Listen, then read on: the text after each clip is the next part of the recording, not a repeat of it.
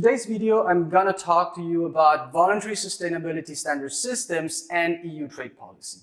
There's one main message that I would like you to take with you after the video, which is voluntary sustainability standard systems are very important actors in contemporary trade, and EU trade policy should pay close attention to them. What are voluntary sustainability standard systems? They are standards, which means that at their core, there exists a document that specifies rules and requirements applying to products and services and the way products are produced and services are performed.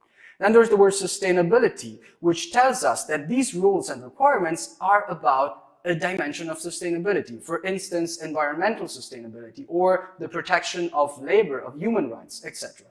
There's the word voluntary, which means that there exists no law that prevents a producer that does not comply with these requirements to export in a certain market.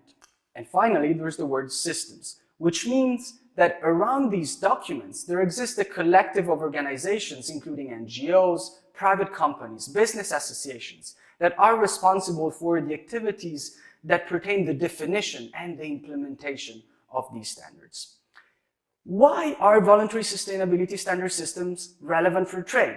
For two reasons. One, there are a lot of consumers around the world, including the EU, that care about sustainability, and they want that the products and the services that they buy and import are consistent with these values of sustainability.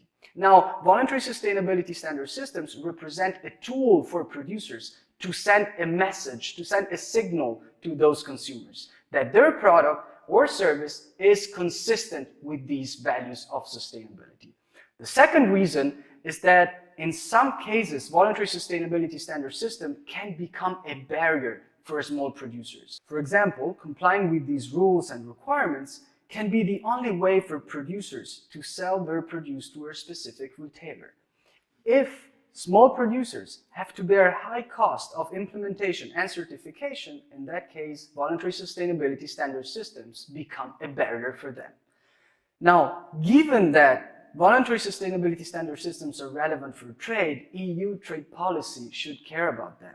On the one hand, it should intervene in those contexts where voluntary sustainability standard systems represent a barrier for small producers. On the other hand, given that EU trade policy is not just about trade, but it's about promoting those values in which EU consumers believe, EU trade policy should exploit potential synergies with voluntary sustainability standard systems. In fact, these values largely overlap the sustainability criteria which are embedded in the standards.